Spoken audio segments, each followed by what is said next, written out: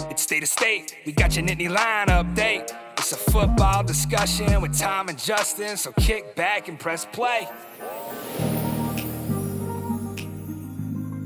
With former Penn State and NFL defensive back Justin King, I'm Tom Hannafin. This is State of State.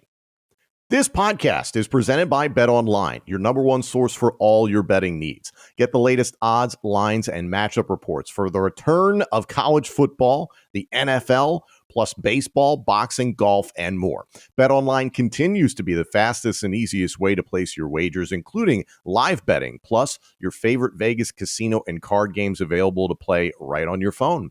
Head to betonline.ag or use your mobile device to join, and be sure to use our promo code BELIEVE, that's BLEAV, to receive your 50% welcome bonus on your first deposit. State of State is presented by BetOnline, where the game starts. Also, State of State is a proud supporter of Blue White Outfitters. Blue White Outfitters was created as a retail shop meant to highlight the confidence, competitiveness, and fearlessness of the elite athletes found throughout the history of Penn State University. Check out the latest Lockdown U and Lawn Boys merchandise today. All sales from Blue White Outfitters directly benefit Penn State student athletes. Visit www.bluewhiteoutfitters.com today. And if you're looking for the perfect beer for Penn State football season, we've got you covered with the State IPA. Special thanks to our friends at Funk Brewing for creating the best tailgate and game day beer imaginable for Nittany Lion fans. State IPA will be available at beer distributors, grocery stores, Funk's tap rooms, plus select bars and restaurants beginning this Thursday, August 31st. Visit www.funkbrewing.com/beers/state-IPA to learn where and how you can get State IPA. Check out the link in the description of this podcast for more information. Must be 21 years or older to purchase. Please drink responsibly.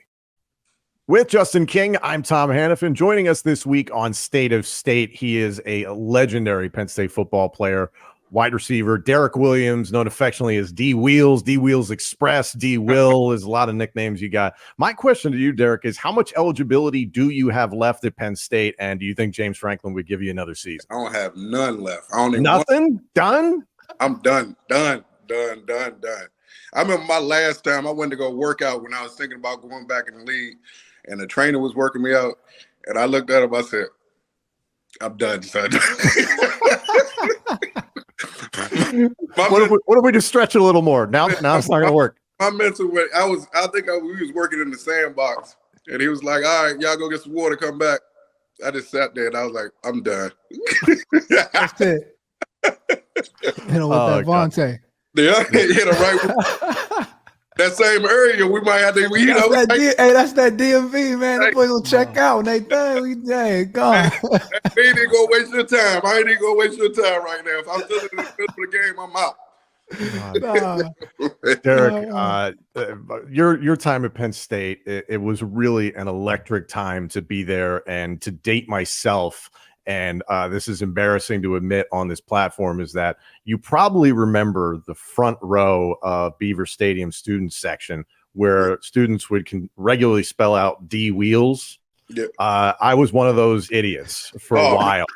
And I can't tell you if I remember most of those situations, but I just want you to know you provided a lot of great memories for myself, my brother, my friends, my family. So I was ecstatic to get to do this, but especially when it comes to like you and Justin coming in at the same time, looking back on those early days at Penn State.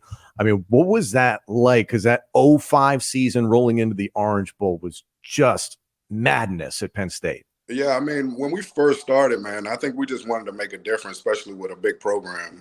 We wanted to make an immediate impact, and Penn State was that place. Not sure if, like, people know, me and Justin, both of us was looking at Florida. We were like, hey, Florida was where it was at, and, Ron Zook got fired that year, and we was like, man, we want to come in and play on a big stage, and, Penn State was it.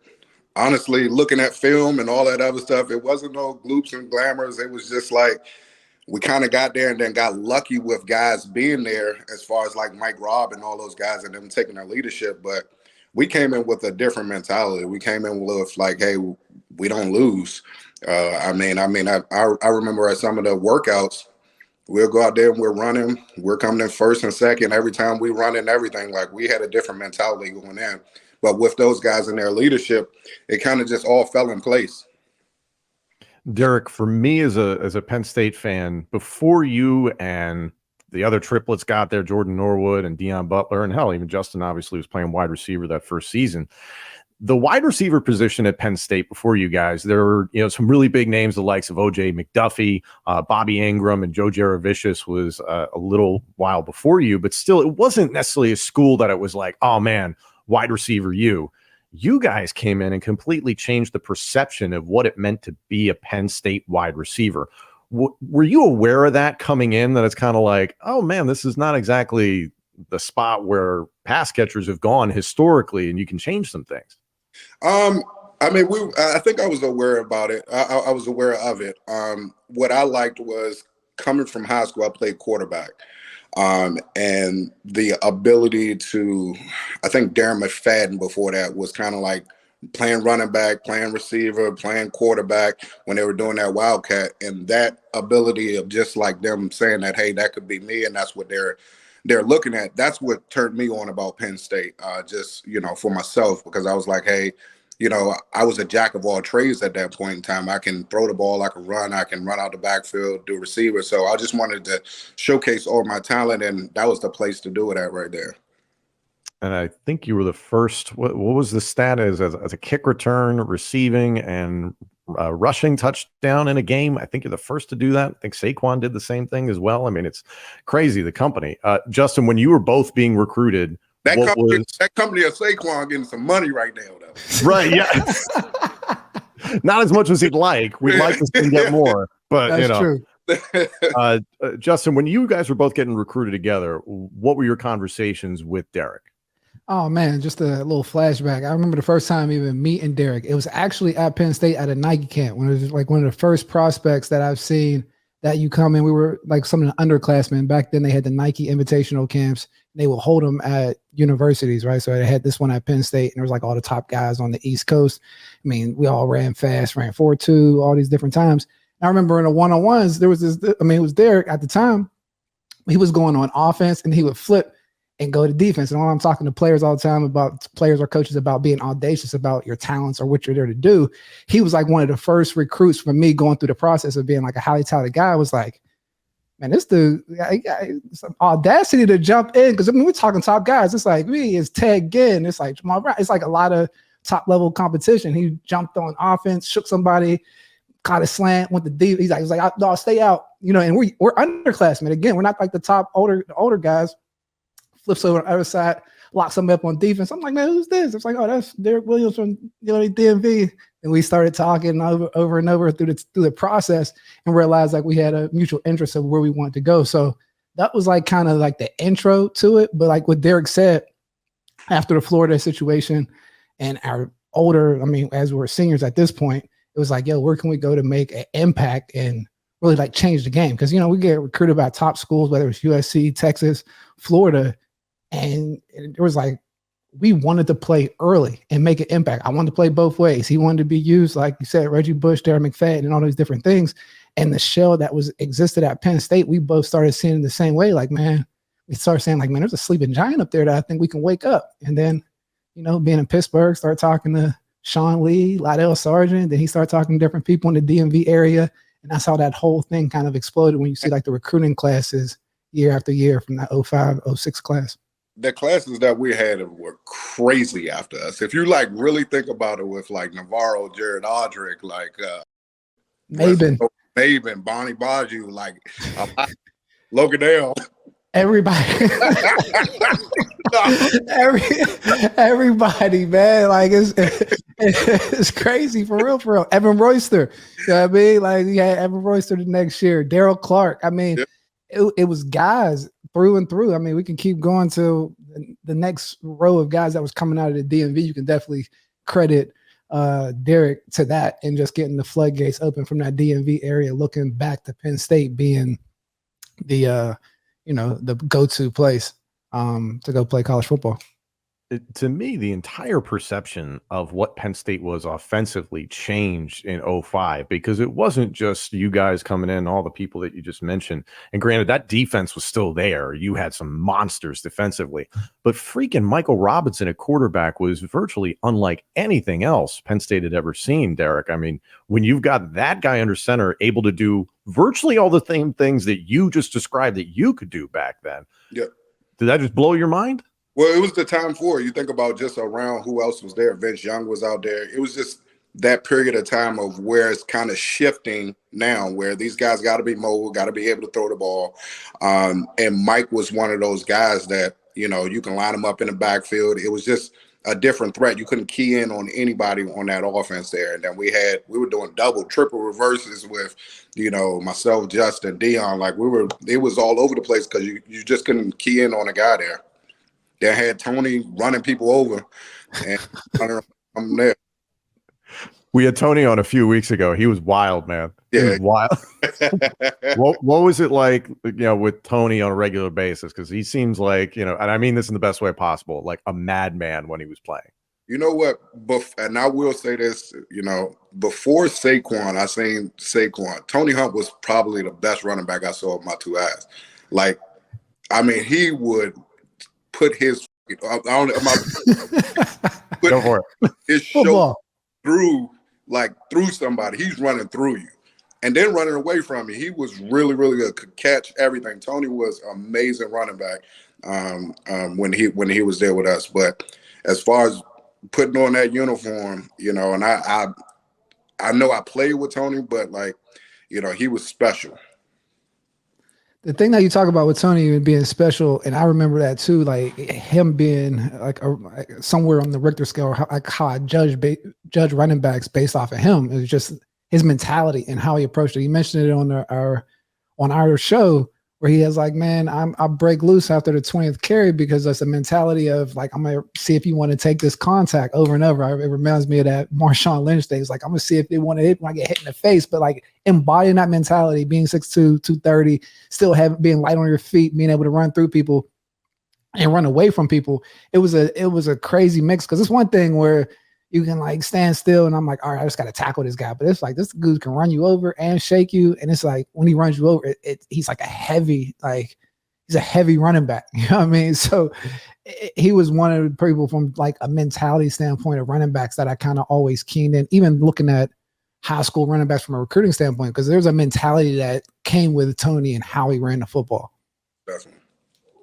Justin, you and I have talked about it on here before, is that obviously you started out wide receiver and then, the rest of the competition kind of played out. The triplets became the triplets and you made the change to cornerback full time. Obviously that worked out just fine going to the National Football League and playing for years. But as you saw the development of Derrick, Norwood, and Butler, what was that like? I mean, it was interesting because they all came with a different arsenal to the line of scrimmage, right? Derrick was the mid-sized guy that was shifty, quick, and did all the different things, right? Where they can take you up top. He was quick off the line of scrimmage, and he had to, once he caught the ball, you had to tackle him.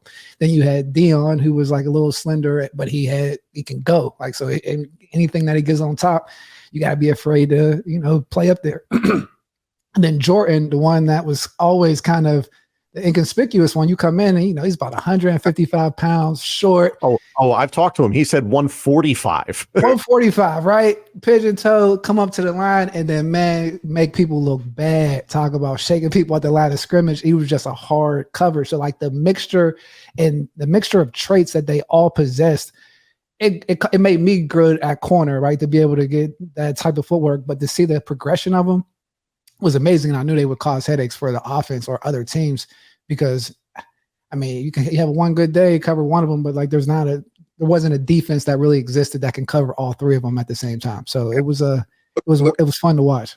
Looking back at it too, we weren't even the best three, to be totally honest. You had Chris Bell, Derrick Moore, and them dudes. Them dudes were nasty. I don't know how it played out, but to look at it and actually look at talent, I think we were a little bit more quiet or smooth, a little more smoother. But receiver, if you want idea receivers, that next class behind us was crazy. Yeah, Chris Bell was different. He's probably the best that never was, but like that was one of the most talented guys that I've seen at Penn State. Man, he was 6'3". He was probably like a 4'3" cat, 40-inch vertical. Chris Bell was a problem. He was special. Yeah, Derrick Moy in those late 2000s with Graham Zug and with Brett Brackett, who we've spoken to recently on here. Just a different combination. And Derrick, for some reason, yourself, Butler, and Norwood, that combination just seemed to work. How quickly did the three of you realize it's like, oh, like it's the three of us? Because there's got to be receiving corps where it's like one guy is carrying the whole load for everybody else, and maybe he's on an island or something like that. But it rarely seemed like defenses could really lock up all three of you. Yeah. I think it was right when we came in. I think I came in with the mentality. I probably was the most outspoken one out of them. They were like, Deon and Jordan were silent assassins. Like, they wouldn't talk much. They just coming up to the line. They're going to do their work. Me, I'm going to talk shit. That's just me. You know, I'm going to come with the attitude. I'm going to come with the flair. I might come with a little flashiness, but, you know, those guys, they did it. And then after a while, because me looking at them, you going into school, like, these dudes play receiver? And then I was like, they nice. So it was just that for us. And I mean, it was just consistently building and giving more confidence every day. I'll echo that, man. From like day one, the guys were making plays in practice from spring ball. Derrick what's up, Chris Arrell, but making people fall, right? Like in practice and doing different things of that nature. Me making plays on defense. And then like there was a time where it was also an intro to Jordan and Deon, where like Deon was transitioning from defense to offense, and Jordan was back then they had something called a gray shirt. So he was just now incorporated into the team. So like they were surprising people as well. But to Derrick's point, they were unassuming. And next thing you know, Jordan's running past you, Jordan's making somebody fall, and then, you know, Derrick's making somebody fall by shaking them and talking. And it was just like it was a different energy because we did come in with the mentality. We weren't begging any pardons when we walked on the campus. It was like, hey, we're here to play. And especially in a traditional based program like Penn State, it was very seniority based and, you know, hierarchical. But we were like, hey, we got to come make plays. Derrick, you talked about it on Justin's interview series, which for those that have not heard it before, it's called Blue Chip Academy. You can find it on YouTube and wherever you get your podcasts. Excellent podcast. And you talked about how you guys both came in, and because you guys had leverage as yourself, the number one recruit in the country, Justin, a 5-star, you guys didn't have the dorm experience. You guys got your own rooms in Nittany apartments. So you talked about, you know, talking a lot of trash on the field. You know, do you think you got, I guess, integrated easily with the rest of your teammates? You know what? I think they used us a little bit because you got to think the year before us, they were like 4-6 or something like that. Something we've never been a part of, right? They were like 4-6. I remember coming in and I had facial hair, and I had it maybe for like 3 or 4 weeks. And Mike and them got mad that I even cut it. They were like, man, you opened up the door for us and all this stuff. Why you cut your facial hair? So I think they were kind of using us to like come in. We had like names coming in, and they were, you know, everybody kind of respected like, hey, we're trying to turn this thing around. And we worked for it. It was some stuff given to us, but like when you get there early and we're competing and we're coming first and second and running, doing everything, we worked for it and tried to prove ourselves. But you know, to think about it, it really wasn't like anything we had to like get integrated to. I mean, I remember, I think during the summer, they tried to cut like knowledge hair or something like that. But my hair was already short. So that was about it. And we came in the spring too. So we were like one of those early classes of early enrollees coming in January. So we were able, I mean, and it was like you said, they did that too. Yeah, we were able to earn the respect of the players going through like the hard days of winter conditioning, spring training. So like spring football at that point, once we started giving them work on the field, it's like, I mean, this is before the summer happened. So by the time the rest of the freshmen came, they already seen what we did on practice. So the ingratiating came from like a respect level from making, you know, like Derrick said, showing up in workouts and practice. Yeah. Obviously, a ton has changed with college football, name, image, and likeness. You know, there's a million things you could point to. I was here, we would not be on this phone right now. Tell him, man. So I'm gonna tell you something that maybe you might not even have been aware of. So I was saying before, I went to Penn State. I graduated in 2011. My brother graduated high school in 2005. Started at Penn State, obviously, later that year. When he applied, that was right when the 05 season was getting going. Right when I applied 2 years later, they had told us admissions had gotten much more strict and that applications had doubled and or tripled because of the success of the football team, because of the Orange Bowl win. So literally, Derrick, what you guys did in 05 and on led to more people going to the university and giving more money to Penn State. Oh yeah, most definitely. Sure. Sorry to say that. I'm sorry if I'm upsetting you. If my dad we kind of knew. years, I would have been good.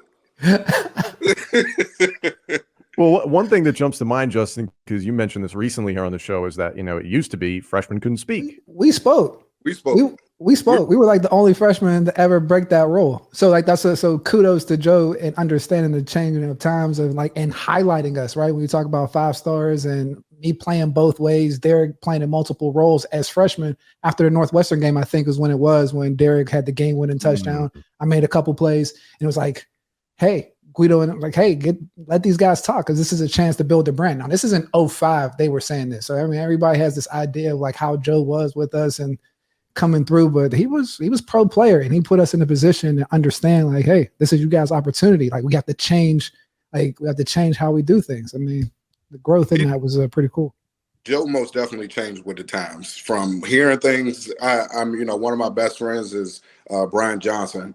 Hearing things that were going on at that time to when we was there, it shifted, and he had to shift with it, right? Because with us and getting some of these recruits, and that's when honestly rankings and all that stuff meant a lot.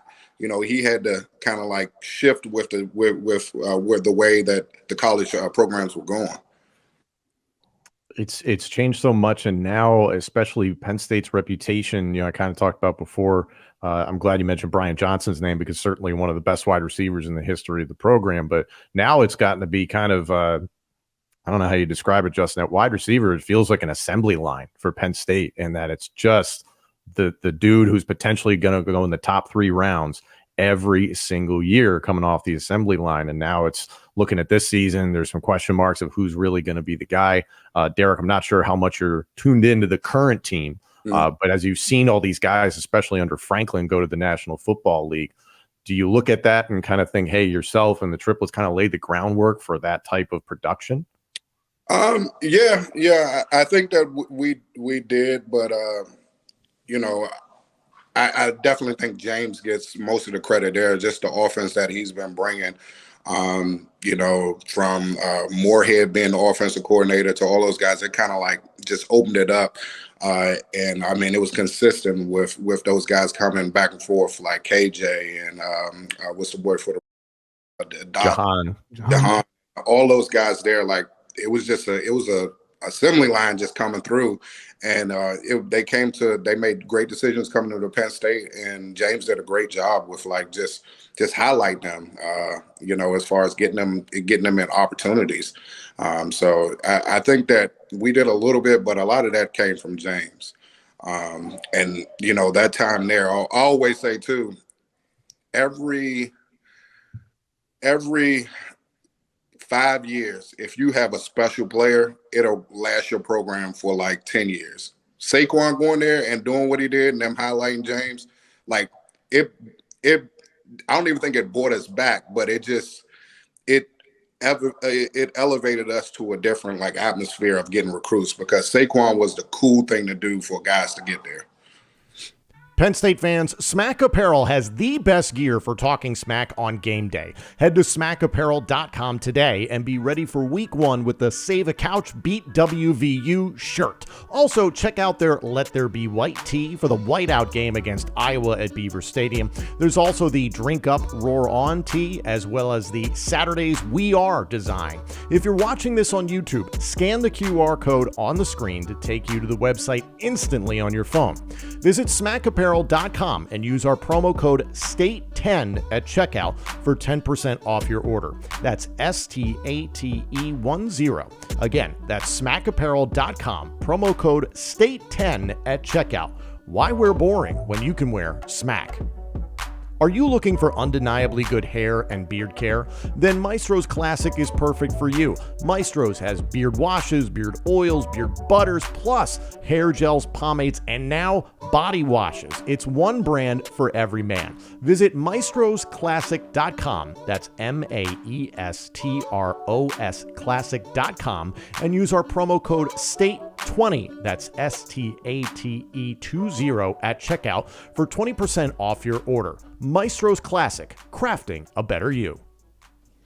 Derrick, there's a lot of talk around this team for 2023 to potentially contend for the national championship. When you guys were on campus, was there that talk internally? I know certainly there are people externally who were like, oh, we might be able to bow up here, but what was it like being in the middle of that type of pressure to win? I mean, our freshman year, I think it surprised everybody. Honestly, probably surprised everybody besides me and Justin. I don't know if we did too much losing. So, we didn't know what the college landscape was going to be, but we knew we weren't going to lose. We didn't know how, we knew we wasn't going 4-6. And we worked out and we did everything in that way of like, we're changing this thing around. Now, my senior year, when Daryl was the quarterback, we kind of knew like, hey, we got a shot at this. And that was more of a thing of like, look, if we do everything, we're fighting tooth and nail to like make sure that this is what we got. We knew the people that we had coming back. We knew the offensive line we had. We knew kind of like we already knew what Daryl can do pretty much. And it was just the experience and fitting in all the right pieces. I mean, if it wasn't for that Iowa game, we would have been in the national championship that year. Justin, for me, the complication looking at football all the time is that when it comes to the players, there's so many different motivations, and same thing with coaching staffs. Coaches, some guys are dead set on winning. Other guys are trying to get to a bigger job. Some guys are just trying to make some money. And now things have obviously changed so much for players where maybe they are just trying to make some money and they really don't care about the outcome. And everybody's a competitor, so I'd be foolish to say that they don't care about winning and losing, but still, the pressure amongst Penn State players, coaches, and then just the pressure the fan base puts on them, because it has been so long since there was a national title. I just can't imagine being in the middle of all that and then you've got your own priorities of what you need to accomplish and what you have to accomplish maybe for yourself and for your family. And then there's all this outside noise that might just not necessarily land. Does that make sense? Yeah, it does. It does, and that's the main goal or obstacle for any football program, whether you hear Alabama or Nick Saban refer to it as rat poison, right? You're just hearing a different noise, but it's always about that alignment and trying to get 110 people on the same accord, 10 coaches on the same accord, the head coach on the same accord, and everything kind of flowing through and showing up as on the product on the field. That is a very hard thing to do. It's almost like, not to dramatize it, but it's like building out an army and brainwashing a whole bunch of people to have the same beat on the same accord. And sometimes when you have different motivations, that's why the recruiting process is so much more nuanced than even the draft process, because you're picking from a different range of talent to where you have to find the guys that, hey, I'm taking this football thing serious. I'm willing to make these sacrifices to do this, or versus like a half of the team that wants to win versus the half of the team that wants to get NIL deals, and like where the motivations lie, because football is a physical game and it demands a lot. So to have the same mentality and buy-in from a core value standpoint is essential. So I think for Penn State, that's always been the key to keeping the thing going and having success. I'll tell you, just being on that team our senior year, you kind of, when you're on a team like that, the outside noise is there, but you don't really even hear it, because you know that, like, I'm going to take care of my responsibility. I knew Sean Lee would take care of his responsibility. I knew nobody was better than Sean Lee out there. Think about Jared Audrick. You see them dudes like every day working, and it's like, look, you take care of your responsibility, I got your back. and you have that faith within each other that it was just like we knew that we had something special. We knew that, hey, with myself, Jordan, and Deon, we knew that, hey, we can pretty much beat anybody, or we can take this game over. We knew that, like, hey, with Evan Royster, that he was great. We knew that with Daryl, if he got in any trouble or anything like that, he can extend those plays. We just had a good feeling about everything, our offensive line and coaches and all that other stuff. When our senior year, like, the coaches really didn't even have to coach. Like, they just had to be the figures of it because we knew what we had inside of us. Kind of policed yourselves, I guess, is what you would call it. Pretty much, yeah. Yeah, to police ourselves to kick ass.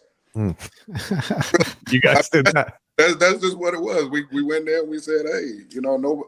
I remember when we played at Ohio State that year with Terrell Pryor. He fumbled the ball. To be honest, I was mad as hell at Daryl. He had a damn concussion. And I was like, bro, get your ass back in there. I know that you working, right? Like, I was mad.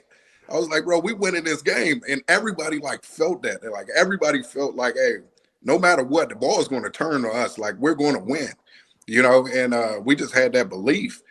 We knew that, like, hey, with Maven and all these guys, we've seen them in practice and doing it so much that the game was the fun time.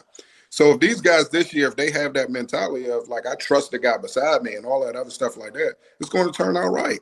Like, the football, I always believe in the football guys. The football guys are going to bless how you work, how you believe in each other. But in terms of playing against Terrell Pryor, was there that same motivation that fans felt of, like, we got to beat this guy? I mean, their whole team, they had Malcolm Jenkins, all those guys there. It was like it was a team that they had, and we knew that it was going. The crazy thing is, I think we knew it was going to come down between us and them, and we let freaking Iowa surprise us, and that was it. Like we was riding the ship. We was like, hey, we there. Terrell was nice. You can't let him get a step on you. You can't do anything. Like, he was just a freak of nature. It was like a LeBron at that time when he was coming out. Seriously.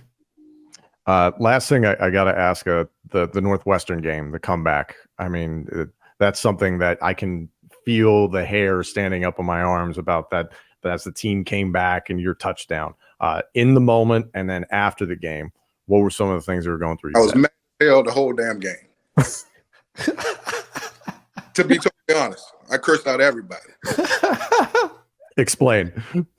Just to let you, if you're that guy, you should be able to be seen within like 30 seconds. Like, in that game, I did not feel like I was that guy. I wasn't getting the ball. Not to be selfish, but I'm telling you, Michael Jordan got a quote. The most successful people in the world has a little bit of selfishness in them. They want to be the person who gets the ball. I didn't get the freaking ball that game. So at halftime, I remember in rest in peace, Blue, like, put his hand around me. He's like, yo, it's all right. I said, get the off. Like, this is like real. Now, I told you, local one. I said, Mike, throw me the ball, dog. Like, I'm running around, throw me the ball. He was like, I got you. We'll come back, whatever. And he threw the ball in. I mean, I was happy I scored, but I was mad as hell. I got on the phone. I called Joe. I was like, Joe, like, am I getting the ball once a game? Like, this? Because that was a game I had a touchdown to start it off. I had a deep touchdown. I think Derrick, Deon had one, and that was it. That week through that's what it was through the whole week of practice. We were like, yo, we could take advantage of these corners because, like, the way they were playing, they would play man. They were playing way inside. We were like, yo, let's just run at them. And I think first out of the gate, I might have scored a touchdown in the first quarter, and then Mike Deon had something else. Yeah. Took the reverse along with it. Was like a double reverse, and I'm like, yo, am I decoyed out here? Like, what is going on?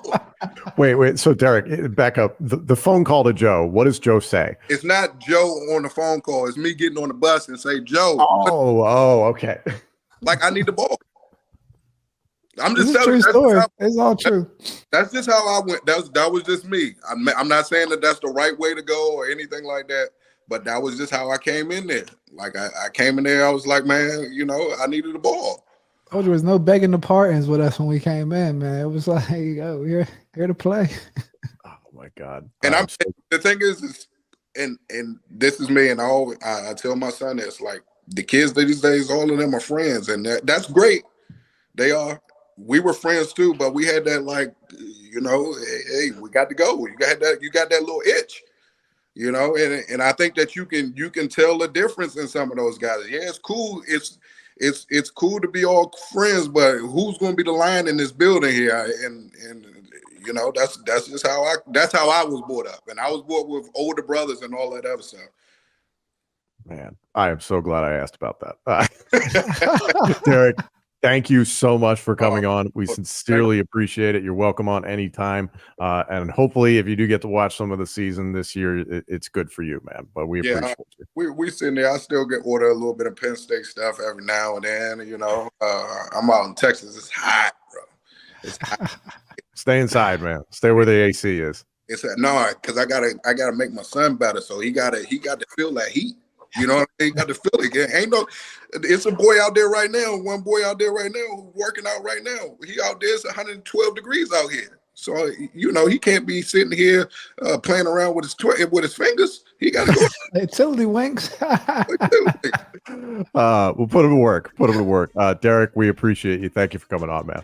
Thank you all so much for joining us. This episode and our entire library of shows is available now on YouTube, Apple Podcasts, Spotify, Google Podcasts, TuneIn, and wherever else you get your podcasts. And of course, let us know what you think of the show on Twitter @TheKing1 and @TomHannafin. State of State is presented by Bet Online.